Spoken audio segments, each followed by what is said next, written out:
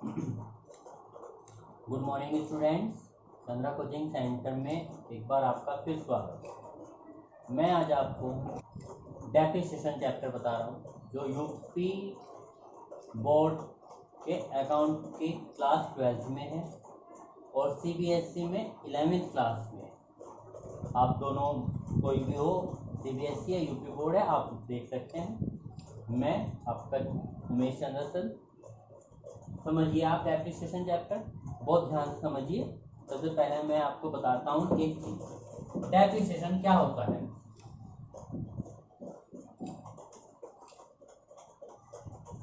Depreciation क्या होता है? डेप्रिसिएशन होता है ह्रास। ह्रास क्या होता है? ह्रास होता है कि जैसे कि मैं अपनी बाइक पे कहीं जा रहा हूँ, खरीदी थी मैंने वो 50,000 रुपये। जितने मैं यूज कर रहा हूँ, चला रहा हूँ, एक साल में उसकी वैल्यू घट गई, यानी कि सेकंड हैंड हो गई। ये नहीं, जितनी मैंने घिसी, जितनी मैंने उसे चलाई, चलाने से क्या हुआ, उसका कुछ ना कुछ पार्ट घिसा होगा। तो जो घिसावट आई उसे ही ह्रास कहते हैं, उसे ही ह्रास कहते हैं। मशीन है, बिजनेस में मशीनें चलती है, मशीनें जैसे जैसे चलती जाती है उनकी वैल्यू कम होती जाती है। क्यों? क्योंकि वो घिसती जाती है। वही सम्स में आता है, यही डेप्रिसिएशन का सम्स। ठीक है, मैं आपको कोई सम्स नहीं बता मतलब करा रहा, बुक का कोई वो नहीं है। एक मैं सम्स अपना पे बनाते हैं हम, मैं यहाँ पे सम्स लिखूंगा, यहाँ पर हम करके देखेंगे। पहले मैं आपको इसका एक फॉर्मेट बता देता हूँ, फॉर्मेट कैसे बनता है। देखिए फॉर्मेट बनता है, इसका थोड़ा बड़ा फॉर्मेट बनता है और 2 पार्ट्स में बनता है। 2 पार्ट्स में क्यों बनता है? एक डेबिट एक क्रेडिट। देखते हैं यहाँ पर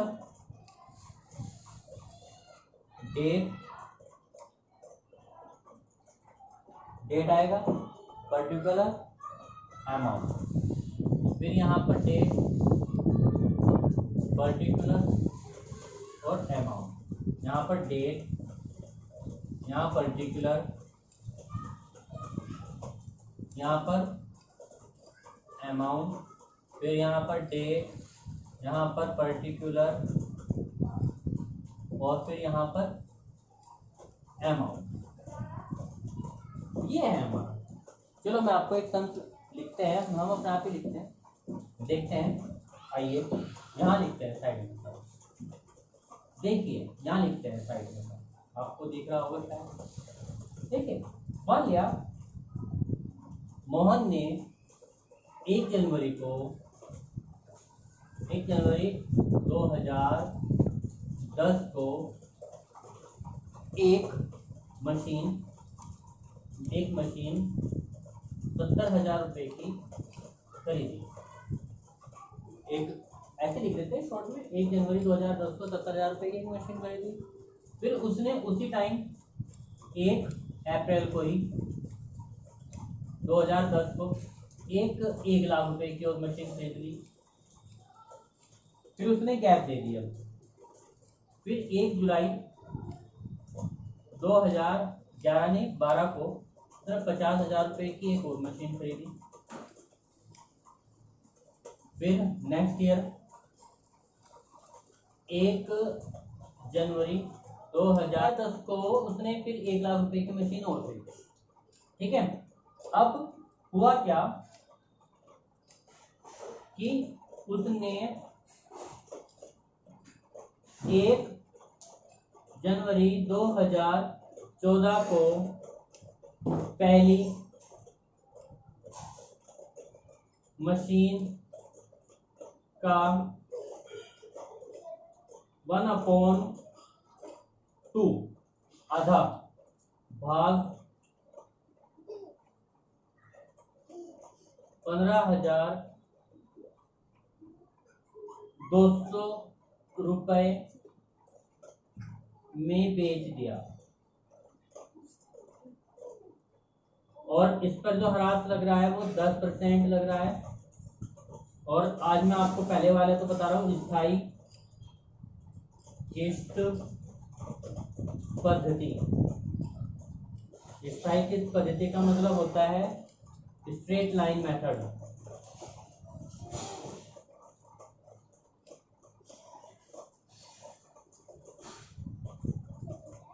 स्ट्रेट लाइन मेथड, ये हमारा सम से 10% है, इस पर 1/2 भाग सेल कर रहा है, और कब कर रहा है? 1 जनवरी 2014। एक काम करते हैं, 1 जनवरी की जगह हम इसे 1 जुलाई कर लेते हैं, और अच्छा सम हो जाएगा, हार्ड हो जाएगा, थोड़ा करने में भी मजा आएगा। देखिए आप अब सम, अब हम करते हैं सम 1 जनवरी 2010 टू बैंक अकाउंट 70,000, 70,000 रुपये। उसने 70,000 रुपये की मशीन खरीदी। अब आपको ये देखना है कि इस साल और भी मशीन खरीदी है क्या उसने? यस, 1 अप्रैल 2010 को उसने एक और मशीन खरीद रखी है। मैं आपसे इसी का ही जिक्र कर रहा था। तो आपको 1 अप्रैल लिखना है 2010 टू बैंक अकाउंट, कितने की? 1 लाख रुपए। सही है। अब जब इन्होंने 2 मशीनें खरीदी, अब इसमें नेक्स्ट ईयर है, आप यहाँ पर 1,70,000 इसका प्लस कीजिए। अब इधर देखो, ये सम्स जो मैं आपको बता रहा हूँ ये कैलेंडर ईयर का सम्स है। अच्छा, एक यहाँ पर आपको मशीनरी अकाउंट भी लिखना है, मैंने ध्यान नहीं दिया। अगर मशीनरी है तो मशीनरी अकाउंट लिखिए, अगर फर्नीचर या फर्नीचर अकाउंट लिखिए, लीज अकाउंट है तो लीज अकाउंट लिखिए, कुछ भी जो भी अकाउंट है वो लिखना है आपको। और ये आपको कैलेंडर ईयर का सम्स है।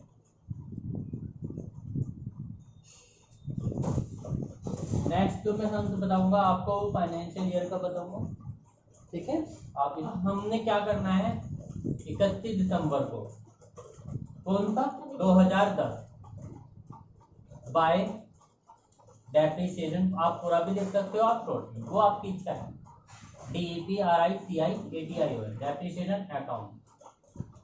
देखिए, आप डेप्रिसिएशन अकाउंट फर्स्ट और सेकंड भी करके लिख सकते हैं। मैं आपको फर्स्ट और सेकंड करके लिखवा रहा हूँ।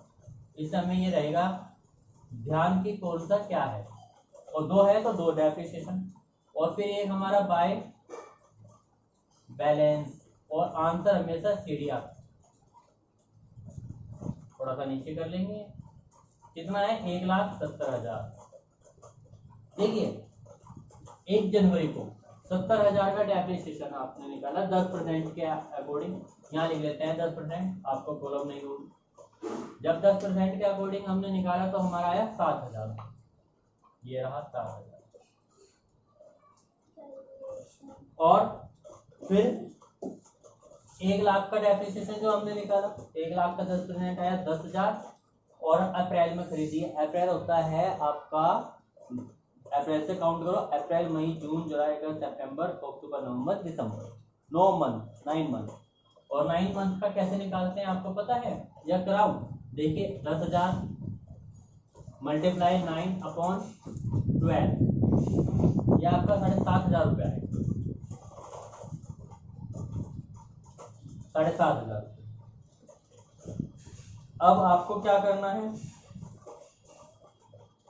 7,500 और 7,000, 14,500, 1,70,000 में से आपको ये माइनस करने हैं। क्या जाएगा आपका? 1,55,500। मैं कैलकुलेशन साथ साथ कर रहा हूं क्योंकि ये मैंने आपके सामने सम सुनाया है, इसलिए थोड़ा टाइम लगेगा मुझे कैलकुलेशन में। ये आप ये अब क्या करेंगे, हम ये नेक्स्ट में आ जाएंगे। कब? 1 जनवरी, क्योंकि 1 जनवरी को 2011 टू बैलेंस सीडी लिखा।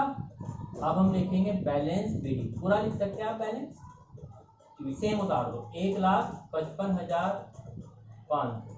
अब आपको देखना है कि जनवरी में, वो सॉरी 2011 में कुछ परचेज किया हुआ, कोई परचेज नहीं किया हुआ, कोई बात नहीं। लेकिन वो जो चीजें हैं, दो मशीनें वो तो चल रही है ना, आप उसका ही कब? 31 दिसंबर को same procedure bye depreciation account first, bye depreciation account second. देखिए पहला तो 7,000 था ही, दूसरा था आपका 10,000 बाय बैलेंस शीट। कितना है? 1,55,500।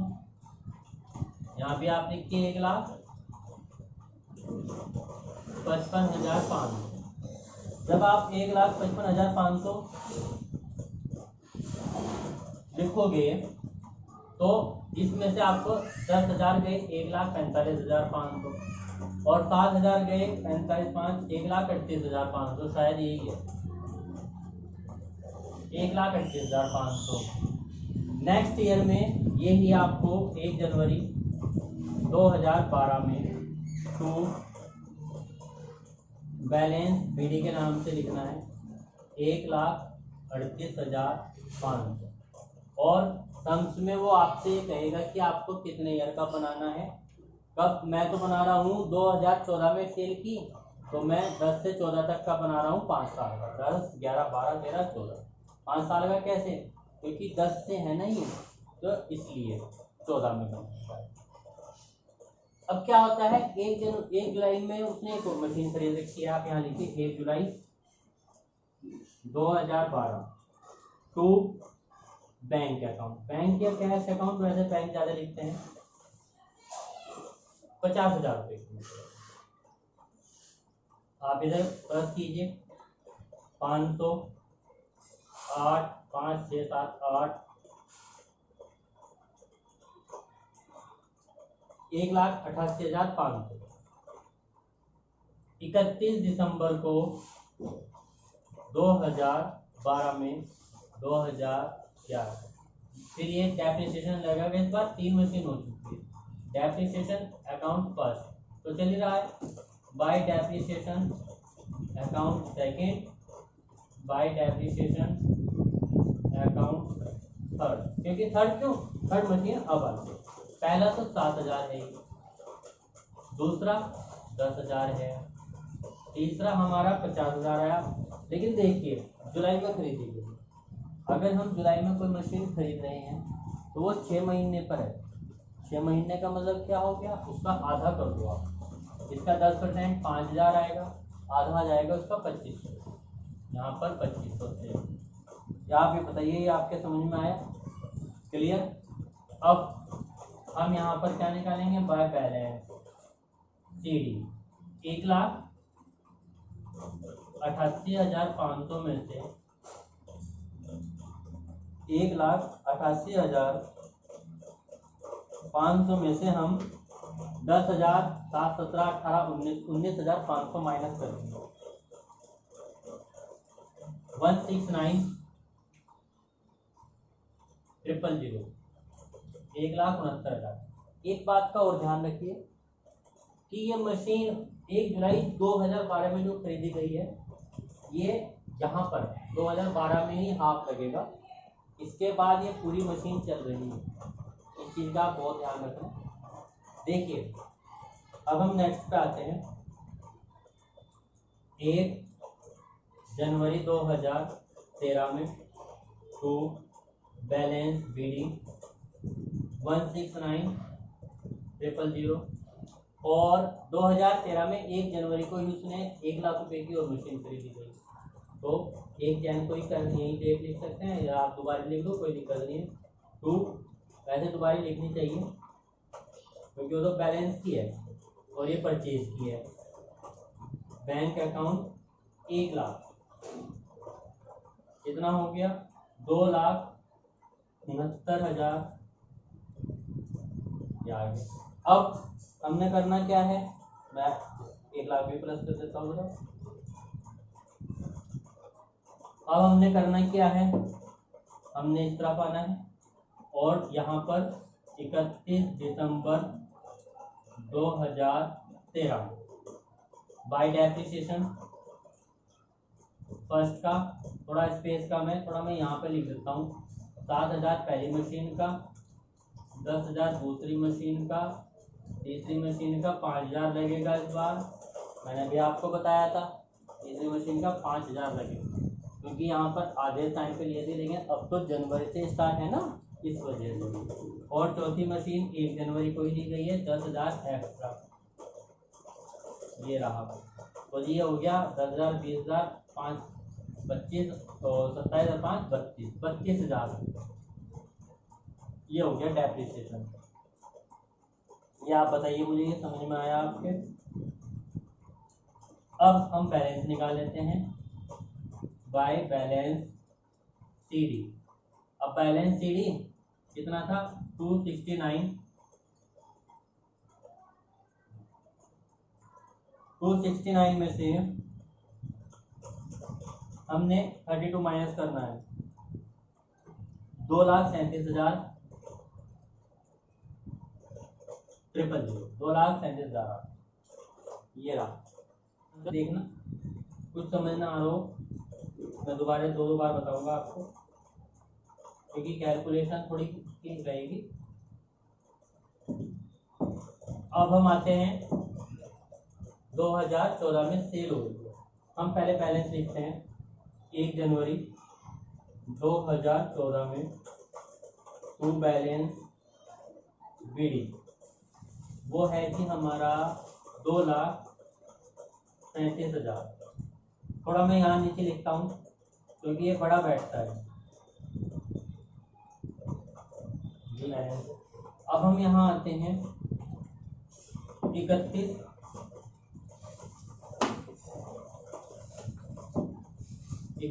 दिसंबर को 2014, जब वो मशीन सेल हो गई। अब आपको ये देखना है कि कौन सी मशीन सेल हो रही है।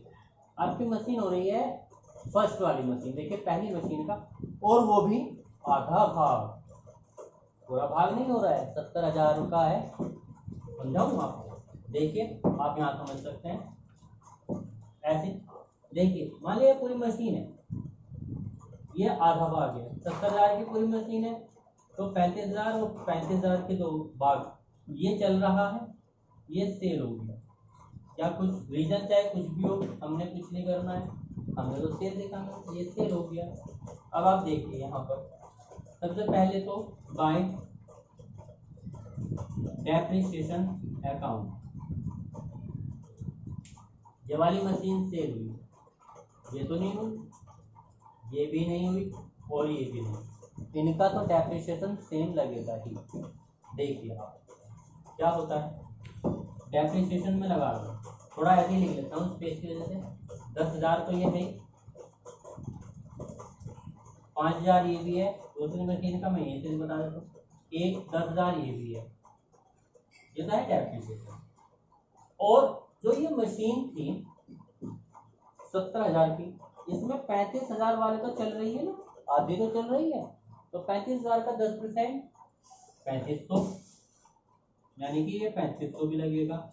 और प्लस, अब जरा मेरे बहुत ध्यान से समझना बात, आपको मैं एक चीज समझाता हूँ कि जो ये मशीन है 35,000 की बाकी, ये 1 जुलाई में सेल हुई, 1 जुलाई में सेल। 1 जुलाई सेल का मतलब ये है, चलो आपको मैं बताता हूँ, 1 जुलाई सेल का मतलब ये है कि 6 महीने इस साल चली है, 6 महीने इस साल चली है, इसका 10% निकालेंगे हम 3500, और 3500 का 6 महीने का हम निकालेंगे, तो इसका आधा कर दो आप, 17 दूनी 34, 17.5, यानी कि 1750 इस वाली मशीन ने डेप्रिसिएशन दिया है, 1750 इस वाली मशीन ने डेप्रिसिएशन दिया है। तो इसका मतलब ये है कि 1750 की डेप्रिसिएशन आ गई, ये हमारा डेप्रिसिएशन क्लियर हुआ। इसके बाद वो कितने में बिक रही है उसे बाय बैंक लिखो। देखिए बैंक कितने की बिक रही थी, वो 15,200 रुपए की, आप यहाँ लिखो 15,200। इसके बाद बाय, देखो प्रॉफिट है या लॉस है, ज़्यादातर लॉस ही आता है, तो आपको प्रॉफिट एंड लॉस इधर लिखना है, लॉस है, अगर प्रॉफिट आएगा तो आप इधर लिख दो। और लास्ट का है बाय बैलेंस सीडी, कितना था 2,37,000 में से। मैं आपको पहले मशीन का क्लियर करा के दिखाता हूँ। 35, क्योंकि 35 की तो बिकी 35, क्या वो 35,000 की है? नहीं, क्योंकि उसने डेप्रिसिएशन दिया है first year 7,000, second year 7,000, third year 7,000, fourth year 7,000, 4 बार डेप्रिसिएशन दे चुके हैं वो। लेकिन पूरी मशीन हम इसका भी आधा कर देंगे, 3500, 3500, 3500 और 3500, 35, 35, 7 और 7, 7, 14, यानी कि अब तक उन्होंने इस मशीन ने 14,000 रुपये का डेप्रिसिएशन ये दे चुकी है।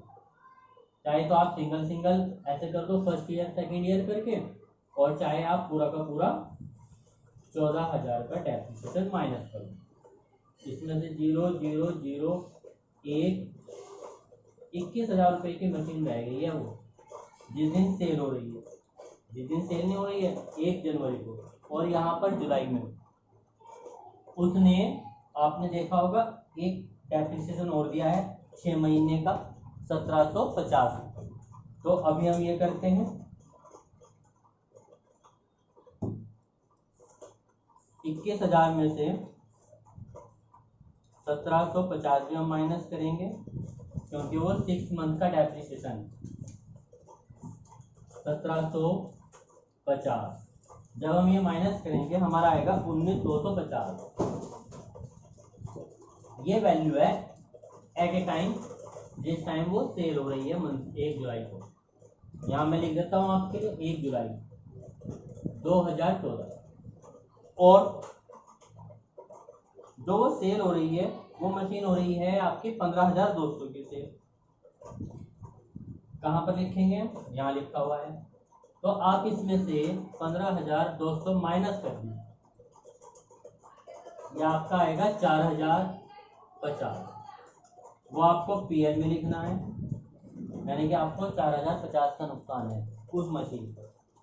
और आप ये प्लस कीजिए 10,000, 10,000, 20,000, 5, 25,000, 26, 27, 28, 500 और प्लस 1,750, यह जाएगा आपका 30,250 डेप्रिसिएशन जो चल रहा है फिलहाल। अब क्या करना है? 30,250, 15,200 और प्लस 4,050, यह आ गया आपका टोटल 49,500।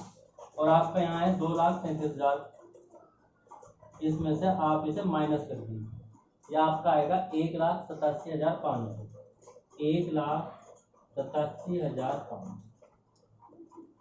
यह आपका सम्स है। इसे नेक्स्ट ईयर में आपको सिर्फ बाय बैलेंस बीडी करके दिखाना होता है।